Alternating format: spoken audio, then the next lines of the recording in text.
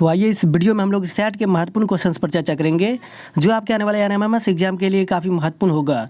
तो इसलिए आप लोग वीडियो को ध्यान से देखिएगा। और हाँ, इस वीडियो के अंदर में हम आपको जो भी समझाने का प्रयास करेंगे आप लोग उन सारे क्वेश्चंस को एक बेहतरीन तरीका से याद कर लीजिएगा, क्योंकि इस वीडियो के अंदर में हम उसी तरह के महत्वपूर्ण ऑब्जेक्टिव प्रश्नों पर चर्चा करेंगे जो आपके आने वाले एनएमएमएस एग्जाम में डायरेक्ट पूछा जाएगा, डायरेक्ट क्वेश्चन आएगा। इसलिए आप लोग वीडियो को ध्यान से देखिएगा। तो चलिए दोस्तों, अब हम लोग शुरुआत करते हैं। यहाँ आप देखिए, दक्षिण एशिया के 8 महत्वपूर्ण देशों का संगठन ये क्या कहलाता है?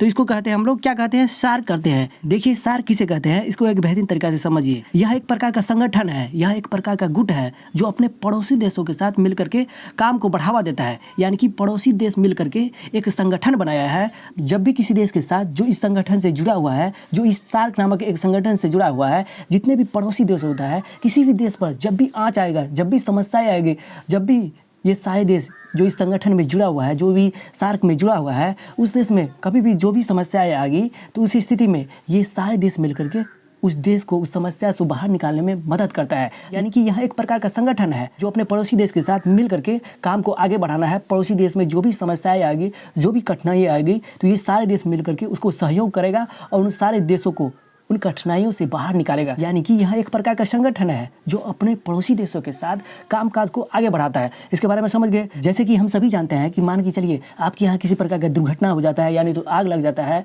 किसी भी प्रकार का दुर्घटना हो जाता है, तो उस स्थिति में सबसे पहले कौन आएगा? तो पड़ोसी ही नहीं आएगा।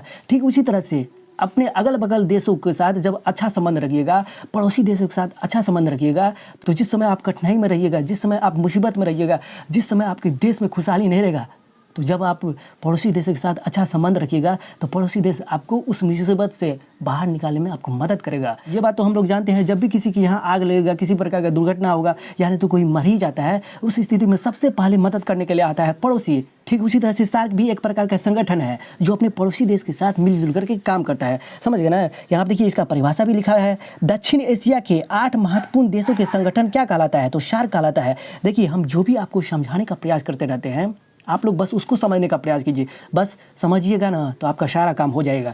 दक्षिण एशिया के 8 महत्वपूर्ण देशों का संगठन क्या कहलाता है? ये क्वेश्चन पूछेगा, इस तरह से क्वेश्चन पूछेगा। दक्षिण एशिया के 8 महत्वपूर्ण देशों का संगठन क्या कहलाता है? तो सार्क कहलाता है। यहाँ पे देखिए सार्क की मुख्यालय कहाँ है? तो सार्क की मुख्यालय है नेपाल है। और नेपाल की राजधानी कहाँ है? तो काठमांडू में। पूछेगा कि सार्क की मुख्यालय कहाँ पे है? तो काठमांडू में है, जो कि एक नेपाल की राजधानी है। इसके बाद देखिए पूछेगा कि सार्क की स्थापना कब हुई थी? तो सार्क की स्थापना हुई थी 1950 ईस्वी में। और 100% है, यहाँ से कन्फर्म है, आपके एनएमएमएस एग्जाम में क्वेश्चन पूछा जाएगा। हम वो नहीं बताते हैं जिससे आपका समय बर्बाद हो, हम उसी क्वेश्चन को लेकर आते हैं जो आपके एनएमएमएस एग्जाम में डायरेक्ट पूछा जाएगा। समझ गए ना? हम आपके समय को बर्बाद क्यों करेंगे?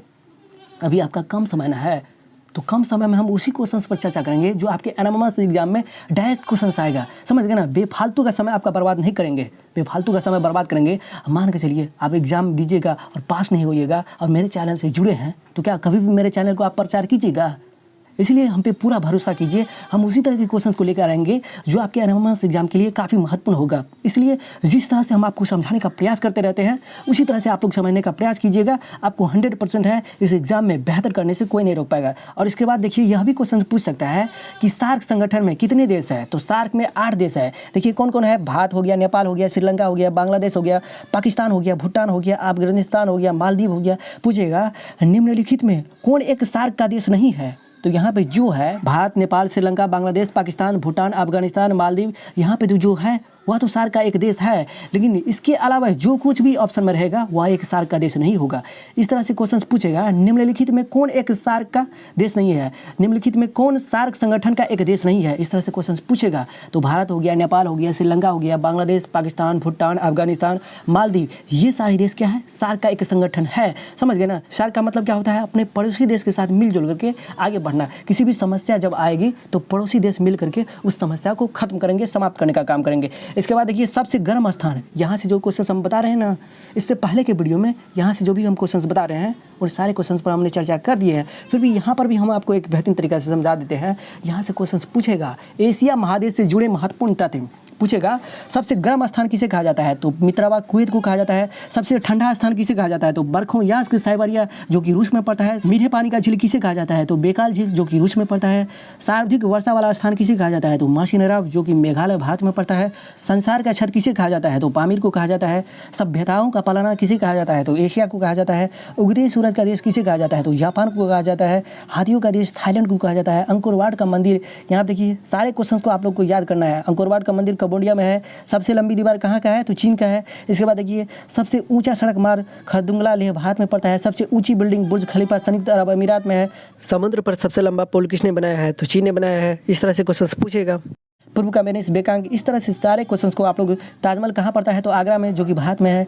इस तरह से जो भी क्वेश्चन हम आपको यहाँ पे करा रहे हैं ना, उन सारे क्वेश्चंस को आप लोग एक बेहतरीन तरीके से ज़रूर याद कर लीजिएगा, जो कि आपके एनएमएमएस एग्जाम के लिए काफ़ी महत्वपूर्ण साबित होगा।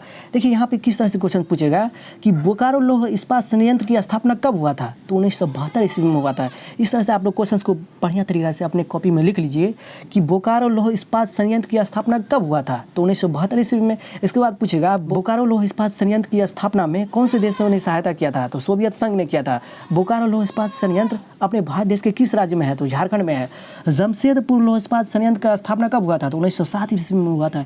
ये क्वेश्चन आपके एनएमएमएस एग्जाम में कई बार पूछा गया है कि जमशेदपुर लौह इस्पात संयंत्र की स्थापना कब हुआ था, तो ये 1907 ईस्वी में हुआ था। जमशेदपुर लौह इस्पात संयंत्र भारत के किस राज्य में पड़ता है, तो झारखंड में पड़ता है। बोकारो भी झारखंड में पड़ता है। भिलाई लौह इस्पात संयंत्र का स्थापना कब हुआ था, तो 1957 ईस्वी में हुआ था। भिलाई लौह इस्पात संयंत्र के स्थापना में किस देशों ने सहायता किया था, तो सोवियत संघ ने किया था। यहाँ देखिए सहायक देश है ना, इसको भी आप लोग को एक बेहतरीन तरीके से याद करना है, समझ गए ना। यानी कि कौन सी लौह इस्पात संयंत्र की स्थापना में कौन कौन देशों ने सहायता किया था, इसको भी आप लोग एक बेहतरीन तरीके से याद कर लीजिएगा। और इसके साथ ही साथ कौन सा लौह इस्पात संयंत्र भारत के किस राज्य में है, इसको भी याद करना है। और कौन से लौह इस्पात संयंत्र की स्थापना कब हुआ था, इसको भी आप लोग को एक बेहतरीन तरीके से तैयारी करना है, समझ गए ना। ठीक उसी तरह से अगला नंबर प्रश्न देखिए। अगला नंबर प्रश्न कहता है कि दुर्गापुर लौह इस्पात संयंत्र की स्थापना कब हुआ था, तो 1959 ईस्वी में। दुर्गापुर लौह इस्पात संयंत्र की स्थापना में कौन से देशों ने मदद किया था, तो ब्रिटेन ने किया था। राउरकेला लौह इस्पात संयंत्र की स्थापना कब हुआ था, तो 1959 ईस्वी में हुआ था। राउरकेला लौह इस्पात संयंत्र की स्थापना में कौन से देशों ने मदद किया था, तो जर्मनी की सहायता से बना था, समझ गए ना। सोवियत संघ, इसलिए आप देखिए निजी हो गया, निजी का मतलब भारत खुद ने बनाया था। सोवियत संघ ये अलग देश हो गया, ब्रिटेन हो गया, जर्मनी हो गया। इस तरह से ये सारे देशों ने, बोकारो हो गया, भिलाई हो गया, दुर्गापुर हो गया, राउरकेला हो गया, ये सारे लौह इस्पात संयंत्र बनाने में मदद किया था, समझ गए ना। इस तरह से यहाँ पे जो भी आप लोग देख रहे हो, जितने भी लौह इस्पात संयंत्र का नाम देख रहे हो, ये सारे क्वेश्चंस को एक बेहतरीन तरीके से तैयारी कर लेना है। कब इसका स्थापना हुआ था, सहायक देश कौन है, और ये सारे लौह इस्पात संयंत्र किस राज्य में स्थित है, इन सारे क्वेश्चंस को एक बेहतरीन तरीके से कॉपी में लिख करके उसको जरूर प्रैक्टिस कीजिएगा। यहाँ से क्वेश्चन 100% है, पूछा ही जाएगा, समझ गए ना। इसके बाद देखिए सेलम की स्थापना कब हुआ था, तो 1982 ईस्वी में। विशाखापत्तनम की स्थापना कब हुआ था, तो 1972 ईस्वी में। भद्रावती लौह इस्पात संयंत्र की स्थापना कब हुआ था, तो 1923 ईस्वी में। ये सारे क्या है, ये सारे लौह इस्पात संयंत्र का नाम है। बर्नपुर लौह इस्पात संयंत्र की स्थापना कब हुआ था, तो 1890 से लेकर के 1913 ईस्वी तक में ये बना था बर्नपुर लौह इस्पात संयंत्र। तो इस तरह से इस वीडियो के अंदर में हमने आपको जो भी समझाने का प्रयास किए हैं और जितने भी क्वेश्चन को दिए हैं याद करने के लिए, यदि आप लोग इस वीडियो के अंदर में हम जो भी आपको समझाने का प्रयास किए हैं और जितने भी क्वेश्चंस दिए हैं आपको याद करने के लिए, सारे क्वेश्चंस को तैयारी कर लेते हो, तो यहाँ से समझिए ना 2 या 3 क्वेश्चंस आपके एनएमएमएस एग्जाम में श्योर है, 100% है, क्वेश्चंस पूछा ही जाएगा। इसलिए हम पे भरोसा कीजिए। और जिस तरह से हम आपको कह रहे हैं, समय कम बचा है बाबू, इसी कम समय में आपको बहुत ज़्यादा पढ़ना होगा, सारे टॉपिक्स को क्लियर करना पड़ेगा। तो हम जो कह रहे हैं हम पे 100% अंधा हो जाइए, अंधा होकर विश्वास कीजिए, पूरा विश्वास कीजिए 100%। हम आपको कभी भी डूबने नहीं देंगे। हम उस तरह के नहीं हैं जो कहते कुछ है और करते कुछ है। हम उस तरह के इंसान हैं, कहेंगे आपको यहाँ से क्वेश्चन पूछा जाएगा तो पूछा ही जाएगा, समझ गए ना। बेफालतू में आपका समय कभी भी हम बर्बाद नहीं करेंगे। इस चैनल का मकसद ये है विद्यार्थी को एक बेहतरीन तरीक़ा से समझाया जाए, किसी भी बात को रटाया नहीं जाए। हम किसी भी बात को समझाने पर जोर देते रहते हैं, इसलिए किसी भी बात को समझिए। जब समझिएगा तो आपका सारा काम हो जाएगा, आप लोग आसानी से सारे क्वेश्चंस को जवाब दे दीजिएगा। चाहे किसी भी तरह से आपके एग्जाम में क्वेश्चंस क्यों ना पूछा जाए, चाहे घुमा के पूछे, चाहे सीधा पूछे, चाहे उल्टा पुल्टा करके पूछे, चाहे थोड़ा क्वेश्चंस को लैंग्वेज घुमा के ही क्यों ना क्वेश्चंस पूछे, आप जब भी किसी भी बात को समझिएगा तो आप सारे क्वेश्चंस का जवाब दे सकते हैं। और इससे पहले भी इसी चैनल के माध्यम से हमने बहुत सारे वीडियो बना दिए हैं एनएमएमएस एग्जाम के ऊपर, यानी कि एनएमएमएस परीक्षा के ऊपर। यदि आप लोगों को कम समय में तैयारी करना है तो इस चैनल के माध्यम से हमने जितने भी वीडियो डाल दिए हैं, यदि आप लोग इस चैनल के माध्यम से जितने भी वीडियो डाला गया है सारे वीडियो को देख लेते हो तो 100% इस बात की हम गारंटी देते हैं कि एनएमएमएस एग्जाम में आपको टॉप करने से, बेहतर करने से, एक अच्छा अंक लाने से कोई नहीं रोक पाएगा, क्योंकि इस चैनल के माध्यम से हमने किसी भी बात को समझाने का प्रयास किया है। जब आप समझ जाइएगा, हम बार बार कहते हैं जो विद्यार्थी समझता है वही एग्जाम पास कर सकता है, वही आगे चलकर कुछ कर सकता है। जब समझिएगा तो चाहे घुमा के पूछे, चाहे उल्टा पुल्टा करके पूछे, चाहे लैंग्वेज ही क्यों न घुमा दे, लैंग्वेज ही किसी भी तरह से क्यों ना पूछ दे, आप लोग जवाब 100% दे दीजिएगा। इसलिए किसी भी बात को समझने पर ध्यान दीजिए। और इससे पहले जितने भी वीडियो बना दिए हैं, इतने ही कम समय में आप लोग को तैयारी करना है। सारे वीडियो को प्लेलिस्ट में जो पड़ा हुआ है उन सारे वीडियो को अभी देखिए, आज ही से देखना स्टार्ट कर दीजिए, ताकि कम समय में आप लोग सारे वीडियो को एक बेहतरीन तरीके से देख पाए। जब भी आप लोग सारे वीडियो को एक बेहतरीन तरीके से देख लीजिएगा तो आपको एनएमएमएस एग्जाम में टॉप करने से, बेहतर करने से कोई नहीं रोक पाएगा। तो चलिए दोस्तों, फिर मिलते हैं नई वीडियो में नई कंसेप्ट के साथ। तब तक के लिए हमें विदा दीजिए। जय हिंद, जय भारत। पढ़ते रहिए, स्वस्थ रहिए और इस चैनल के माध्यम से जुड़े रहिए। और जितने भी दोस्त जो आपके एनएमएमएस एग्जाम की तैयारी कर रहा है, उन्हें सारे दोस्तों के पास इस वीडियो को शेयर कीजिएगा, ताकि उसको भी कुछ ना कुछ फ़ायदा मिल सके। समझ गए ना?